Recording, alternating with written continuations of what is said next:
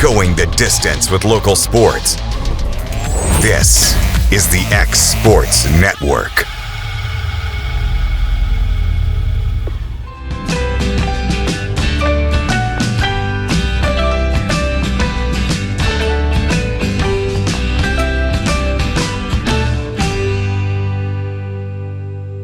Financial advisor Scott Beasley knows time spent with family is everything.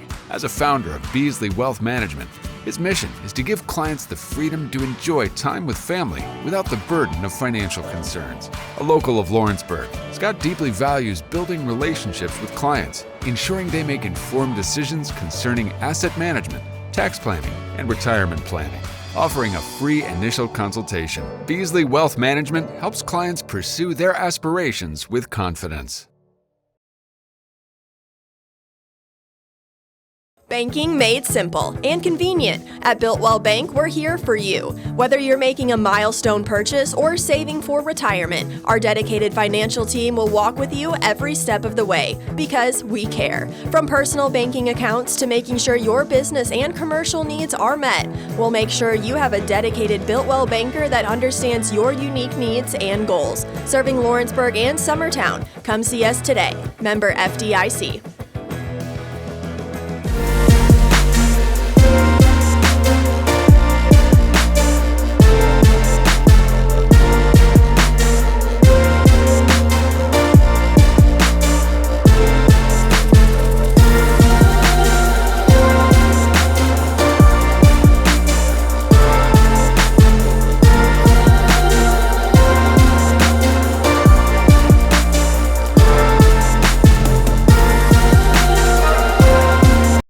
Got a dent, a ding, a scratch, or a bent fender? Major or minor, Car Country Collision Center in Leoma can fix you up. Car Country works with all insurance carriers, gives free estimates, can work on foreign and domestic vehicles, and has experience you can trust. They've been in business since 1990. Unfortunately, accidents happen, but you can get your car back on the road with as little hassle as possible with the help of Car Country. Call 931-852-4708 or stop by at 2567 Highway 43 South in Leoma.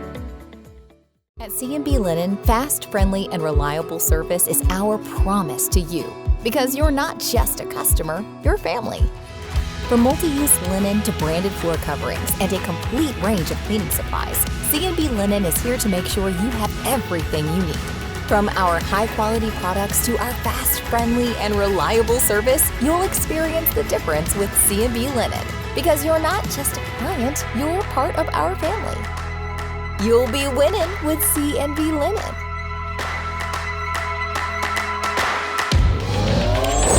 Going the distance with local sports.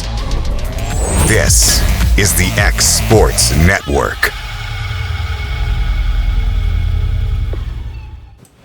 And welcome back here to X Sports Live, brought to you by C&B Linen. AJ Good here with Michael Marks. And Mike, we talked last time when we got together Tuesday. We're wanting to see kind of how everything's shaped up as far as the tournaments and stuff go. Well, we got our wish. Everything is yes.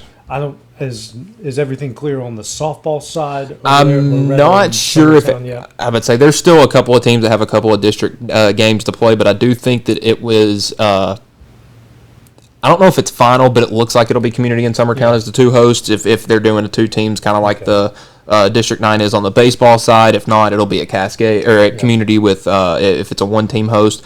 But again, district record's not final over there on the softball side yet. So we're still we're playing some of those out. Yes, tonight Loretto and Summertown meeting up for the second time, but things have shaped up. Summertown picks up not one, two come from behind wins this time Tuesday at Forest. Eagles look pretty good coming out there and watching the bats just go crazy over there in Chapel Hill. Yeah, and it seemed that both of our in-county teams hit really well over there. And for Summertown, if you take the first innings out of these games, they were outstanding. But, a 4-run first on Monday, a 5-run first on Tuesday. But the way they were able to respond, you had a 3-run win on both Monday and Tuesday, 8-5 on Monday, 10-7 on Tuesday. It seems the bats are really working for the Eagles right now. And whatever it shows a lot about a team, how resilient they can be. You think you go down 4-0, game one. Okay, you come back and win. And then the next day, here we go again. We're down 5-0. But this team just doesn't blink. They just don't flinch, and they just keep plugging along. Yeah, I would say it's a team that just knows how to win ball games, and you can see it. I mean, they're 17-9 on the year, one of the top 10 teams in 2A, and like you said, they just know how to win ball games. Yeah. They got Lewis County tonight. Lewis County, who overall record doesn't look great, but their district record looks pretty good. So they're kind of. This will be a pretty good test for both sides. Well, and Lewis County was kind of in the same boat that Loretto was, making the state tournament. That a lot of their athletes are two-sport guys between football, basketball, baseball. So you were missing a bunch of those key names early in the season, but it seems that since they've gotten them back, things have started to turn a little bit better for the Panthers. But it's definitely going to be a good test for the Eagles to finish out the regular season. Yeah, Loretto, well, obviously they took care of business against Muscle Shoals, and then they got Battle Creek 1.5. Yeah, I would say I put doubleheader on the graphic, but it's really just a game and a half. So I don't even know if we technically finished the top of the fourth inning over there. So I'm really curious to see where this game exactly. Just pick it up where you left. I would say I think it would just go back to and again, I'm not sure with exactly how everything, but we'll have that all shaped out. First game at 4:30, they'll get the field cleaned up, whatnot, and then second game to follow right after, probably about 45 minutes to an hour after we finish that first game. But yeah, you're getting a lot of baseball at Loretto tonight. Yeah, and it's a good team that you're playing. Battle Creek is probably one of the better teams in their district, which is the opposite district from Lawrence County in that region. So. I mean, Lawrence County's already played them. It was second game of the year. There's only so much you're going to get out of that. But a lot of eyeballs are going to be on this game for a lot of reasons. Two really good teams in different classifications. Yeah, I would say Battle Creek does bring an interesting test to Loretto because they're similar to Lawrence County, a top 5 team in 3A. So their head coach Paul Lamb. He's a great head coach. He's had some great teams at Spring Hill. So now carrying over to Battle Creek, where they won their first district championship regular season in school history on Tuesday, I believe it was, against Montgomery Central. So you're going to have a hot and very fired up team coming into Loretto tonight. Absolutely, Mike. Let's take a look at the district tournament schedule here. You got Forest and Community. They'll play on Tuesday. The winner of that will get Loretto, and then Summertown and Cascade will face off. Both of those games will be on Thursday. Looks like you got losers bracket games on Friday and Saturday, correct? Yeah, I would say that the tournament looks, the bracket is a little bit confusing looking. Yeah. And one thing I do have a question on is you see the two games on Saturday at 2 and at 5. Yeah. If it's the higher seeds hosting, say there's some disaster scenario where it's Cascade hosting Forest or Community in that first game on Saturday, would they then have to travel to Summertown or Loretto that night to play a second game? Or I would say I'm a little concerned at how that would shape up, but listen. That first game's at 2 o'clock, and then the next game's at 5. So I would think those two would go to whoever the higher seed. I would assume so. But hey, listen, for us, we just hope Loretto Summertown just walk right through it. The higher seed, yes. Just going to be there. Yeah, I would say so. It'll be at Loretto and Summertown, so it should be a ton of fun to see those two teams do battle. Obviously, split in the regular season, so like to see that season split. Maybe come to a culmination here in a district tournament game. Yeah, we'll see. Their first games are on Thursday. You got the winners game and the first losers bracket games on Friday. Then you got the losers bracket on Saturday, and then the championship. Could be on Saturday, could be on Monday. Yeah. It's looking, what it says here on the schedule, Monday. Could be 2 on Monday. Yes. Yeah, it's from what we're seeing there. So Lawrence County wrapped up their first district regular season title in a very, very long time. I asked the last time, they won the district championship, the tournament last year, and the last time they won it before that, I think it was like 2019. I think. Wow. Last time they hosted a district tournament, which was they just rotated, was 2018, and they couldn't even play in it because they lost the playing game going into it. So getting to play the district tournament at home as the higher seed this time, it's going to be a ton of fun. Yeah, it's all going to be at Tom Cruise Field, except for the first one. Marshall and Giles County will be at Sam Davis Park. That's going to be on Wednesday. Then the winner will face Lawrence County, 7 o'clock on Thursday, with the first game being Franklin County, Tullahoma at 4:30. and then it looks like you've got losers bracket games on Friday. Then you've got some games on Saturday, and then the district championship game on Monday, and then maybe 2 if needed. Yeah, I would say it's always fun playing these double elimination brackets in baseball because obviously, but this is the point in the year where you find out which pitching staffs are really made for it. We've seen Lawrence County have some guys have some big outings out of the bullpen. So, again, tournament time's where it matters the most. So we'll see if they're ready to show up. Your goal if you're Lawrence County, win on Friday, win on Saturday, win on Thursday, win on Friday, and then go win on Monday. Yeah, Thursday, Saturday, Monday. Yeah, I would say it should be a ton of fun over there at Tom Cruise Field. As the 1 seed, how it rolls out in tournament play. Yeah, and I totally realized I was going through the schedule and didn't have it on the right side of our V mix. I was like, this should look a little better than what it does. But yeah, that's the schedule you guys see right there. Again, the Wildcats will get the winner of Marshall County and Giles County. A loser of that game will get the loser of Franklin County and Tullahoma. The loser of the first game, and then I think I'm reading this right. Let me see. Double elimination brackets are always fun. Yeah. Oh, and then the winner of that game will play the winner. Will play the loser of Lawrence County and whoever. Yes. So okay. Just a little convoluted there a little bit, but we'll make it through when you're dealing with a 5-team bracket. Yeah, it's always got a little bit of a hitch in it. There's never an easy way to get through it, and God bless them, they found something. Yeah. Hey, Lawrence County had to go through that last year. Had to go through that losers bracket gauntlet and ended up winning it. And so, hey, anything could happen. That's why you get it out there and you get things going. Lady Cats, again, they're going to be hosting. We haven't seen their schedule yet for what's going to be going down there. So we'll keep everyone posted. As soon as we get something, we'll let everyone know. I think the last game for their district is the second matchup between Franklin County and Tullahoma. I don't think that's going to have any major tournament implications, but right now it looks like Lawrence County is the 1 seed, Marshall County at the 2 seed, Franklin County in 3rd, Giles County in 4th, and Tullahoma in 5th on the softball side of things. Well, there we go. Well, Mike, some local news. Katie Criswell's decided to go play at Belmont. She's transferring from North Alabama, so her final year, she goes from a school 50 minutes away to a school about an hour and a half away. So she's staying closer to home, and she's going to join a team that's that finished 20-12, 16-4 in the conference, 11-4 at home last year. Unfortunately, got their season upended in the first round of the conference tournament, upset by 10th seed Evansville. But joining a team that's going to be in the Missouri Valley, very tough league, men's and women's basketball. So it's going to be, I think it's going to be a really good move for her. And, I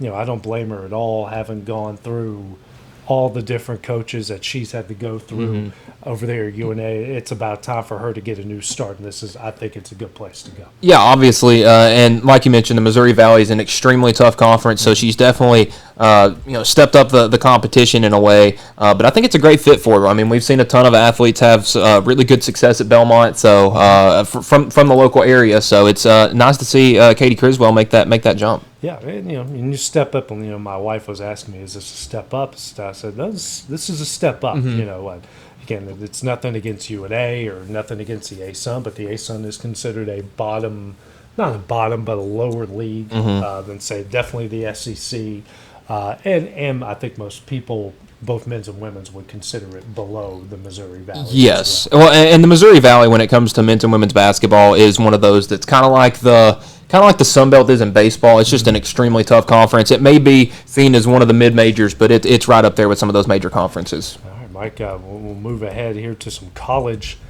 baseball. The Vols back in action. They got Kentucky this weekend, so those two are both 8-10 within the SEC.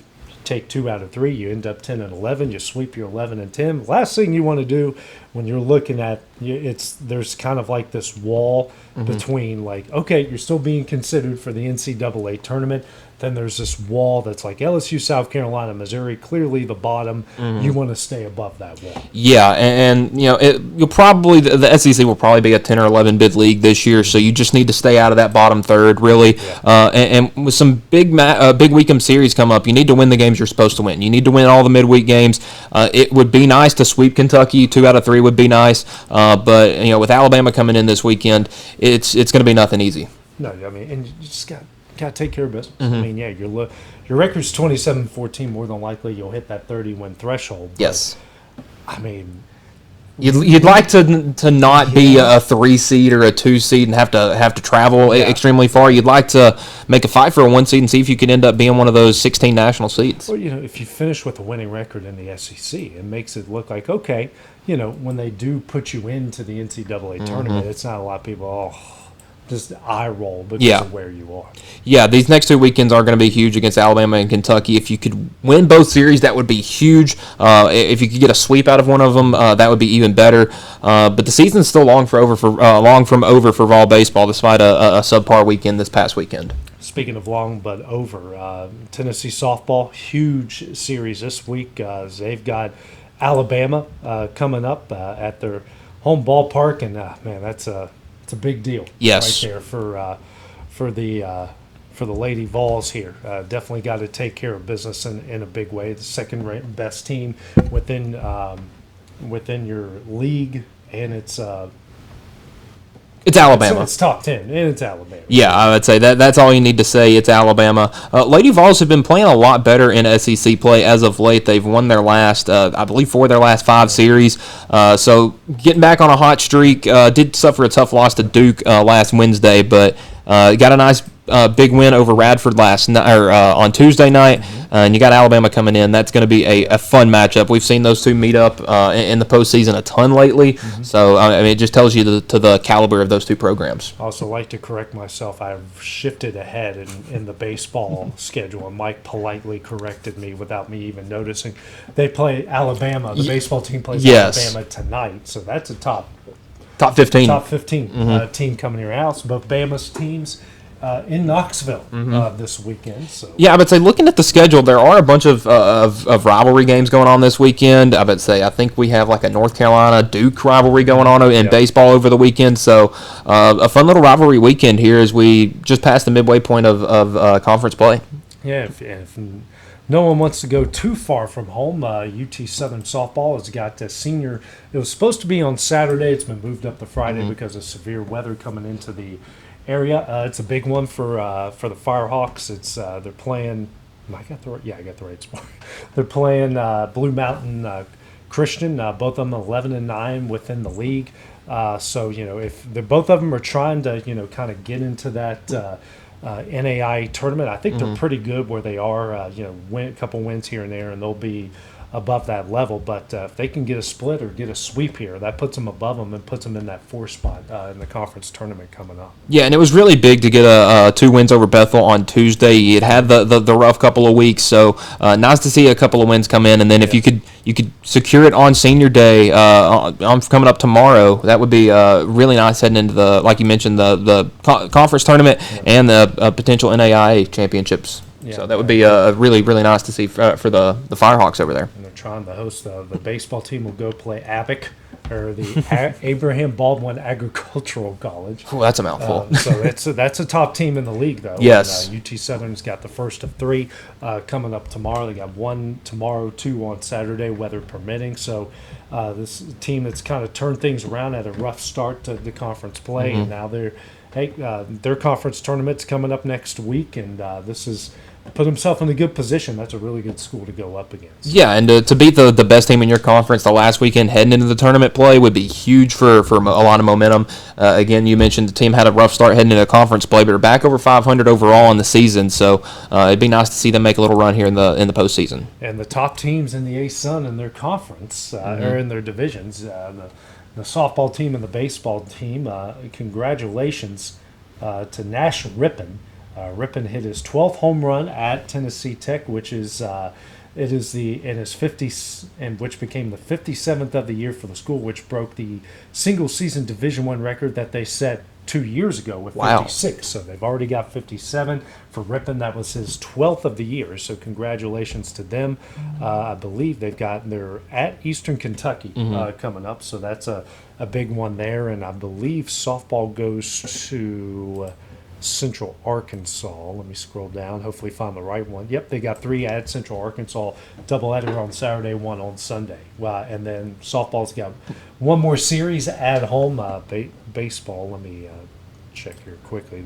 I believe baseball's got a couple of weeks left. They're Central. They're home versus Bellarmine. Yes. Then they've got a Tuesday against Sanford. Then they're at Central Arkansas, at Murray State. Then they wrap up with Austin Peay at home. So they go another couple weeks after softball does. But it always feels like they both end up in either Oklahoma City or Omaha at the same time. But yeah, listen, both teams in good spots right now, both above 500. The softball team looking really good. If they could get a nice weekend sweep or just 2 out of 3 heading into conference tournament play, and again, with being in the A-Sun, this is one of those where you have to win the conference tournament to get a bid. It's unfortunate how it is, but it makes tournament play the most important time of the year for some of these smaller mid-major schools. Yeah, let's go on to some national news. The projected number 1 pick in the NBA draft, AJ Debonsa. Yeah. The former BYU star is declared for the NBA draft. So there you go, ladies and gentlemen. It's him and Kansas star Darren Peterson, who will be battling for the top spot. Heard a lot of good things about Debonsa. Haven't heard a lot of quitting talk. Yeah. Darren. It changed there at the end of the season. He played like 35 minutes in their last game in the NCAA tournament, so it does seem that some of that narrative has gone to sleep. Yeah. But again, I believe it's Friday night at midnight is when the to enter the draft process ends. Still no word on Nate Ament from Tennessee, which is really it's definitely very confusing maybe because a lot of people saw him as a for sure lottery pick, but a lot of the talk recently has been that if he falls outside of the lottery in some later projections, if what he hears, that he may come back for another year, which could be really exciting for Tennessee fans. Yeah, absolutely. Well, I hope that happens. Yeah. In the way things are working out now. Well, and the money difference is the big thing because if you're the end of the lottery, I believe, is 14. That pick is slotted this year, a value of around $3.5 million. If you go to be a top 5 pick next year, that's somewhere in the 10 to 12 million range, which is a big difference when you look at that over a first contract. Yeah, absolutely. And the world is changing. NIL, sometimes you can make more money just staying. Well, honestly, that $3 million range is about what you could get if you came back to school. Yeah, and starting to even itself out in a good way. Yes, I think for sure. Looking at the NBA playoffs here, Mike, the Thunder took a 2-0 lead over the Suns. Lakers 2-0 lead over the Rockets. Nuggets and Timberwolves, that will be a fun one tonight. How about the Trailblazers? Yeah. I know Wemby got hurt, but the Trailblazers going to San Antonio and even up the series down there. That was pretty big. Yeah, and honestly, I feel really bad for Devin Booker. I watched the Thunder and Suns game last night, and boy, I mean, he had a rough go of it. There was a play where he hit like a fall-away jumper, thought he got fouled, and they called it an offensive foul because the move he was making was an unnatural basketball move. Then the same thing happens on the other end where Shea Gilgeous-Alexander, I believe it was Colin Gillespie guarding him, same exact thing, and it was a foul on Gillespie. And then on the other way down, Booker gets pushed out of bounds, saves the ball, tries to just throw it back in, hits a guy, and they call a tech on him. I don't know if he said anything after the game, but I haven't seen anything. But, man, if I'm Devin Booker, it's kind of feel bad for him last night because it did feel like he was being kind of being targeted, called out. And when you look at I believe this is the right number. I'm reading this. Whoa, Devin Booker just went off on NBA refs right now in Good. press conference. Here's what he said. It's definitely something that has to be looked at. I heard Alex Caruso tell them to call the tech, and he ended up doing it. My 11 years, I haven't called a ref out by name, but James Williams was terrible tonight. Through and through. It was bad for the sport, bad for the integrity of the sport. People are going to start viewing this as WWE if they're not held responsible. I know I haven't won a championship in this league, but I've been in it for 11 years now. So to get to this point, to be treated like that, for me, even to be saying something out loud, it's bad. It's my first time in 11 years, but it's needed. Whatever whatever. I get fined for it. Everyone can pull the clips and see where the frustration comes from, and I am watching the clips right now. So he gets bumped out of bounds. Saves it. He wasn't even looking. No, he was quite literally looking away, just trying to save a ball inbound, and Caruso told the ref to tee him up because he got hit with a ball in a game of basketball, and not like it would have made much of a difference. It was a 15-point Thunder win, but when you have games where Shai Gilgeous-Alexander is taking 17 free throws and the Phoenix Sun as a team are taking 18, there's some problems. And I'm watching what you were talking about with him, and it's the same stinking thing. It was an up and under. Yeah, and he didn't even hit Caruso. No, that was the big thing. He didn't even, I mean, maybe a little contact at the chest level, but then that was seen as, I guess, a natural basketball move compared to, it was just and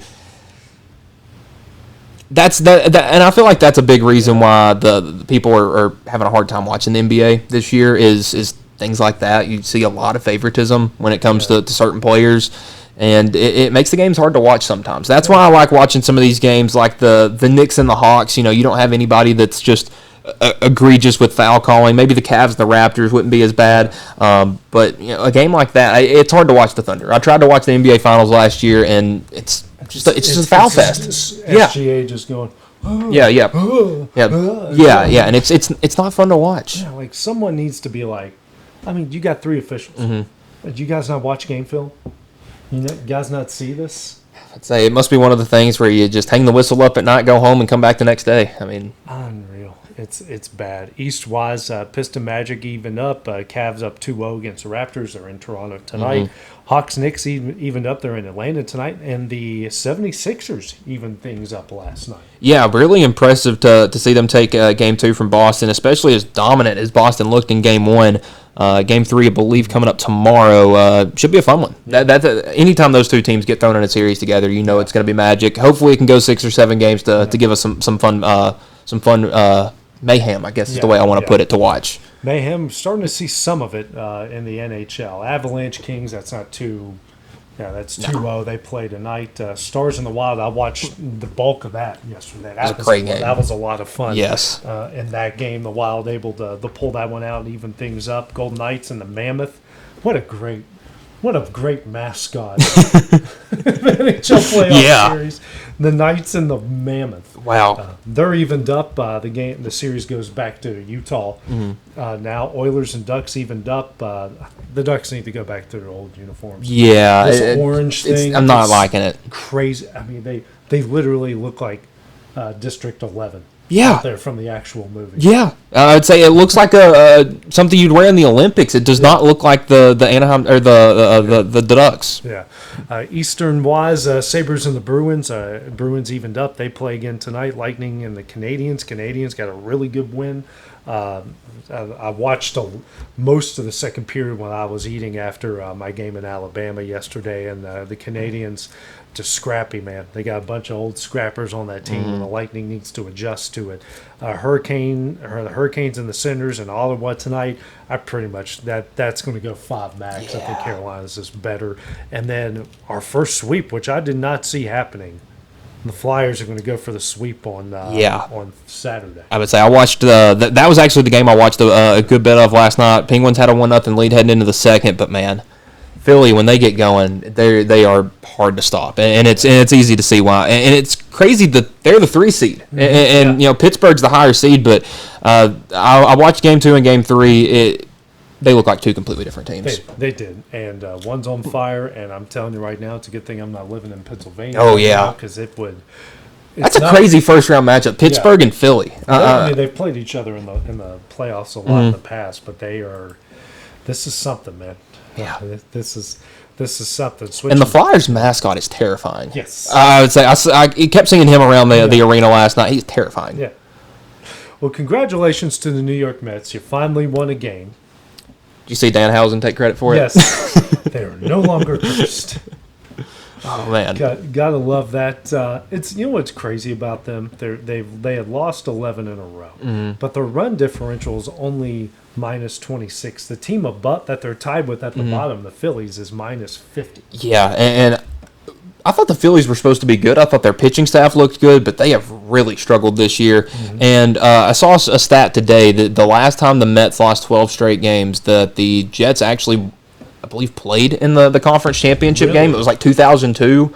I don't remember if it was won the division or played in the conference championship, but it was something like that. So maybe that's a sign of things to come with the Jets. Not sure what Aaron Glenn is going to be able to pull off tonight that would do that. But well, I think they won the division because that would have been one of the Pennington years. Yes. That they, because of my local connection. So that would have been one of the Pennington years where I forgot who they beat, but Peyton Manning's first playoff game, he got crushed by Chad Pennington and the Jets. So that would have been that was probably it. 2002. Wow. Yeah, it's crazy to see a team. I mean, baseball teams have losing streaks. It's crazy to see that the Mets hadn't had one longer than 2 weeks, pretty much in 20 years, over 20 years. And the Phillies are falling apart. They've lost 8 in a row. They're playing the Cubs are going for the 4-game sweep. They're going into the second. Atlanta and Washington tied at 2 in the 6th.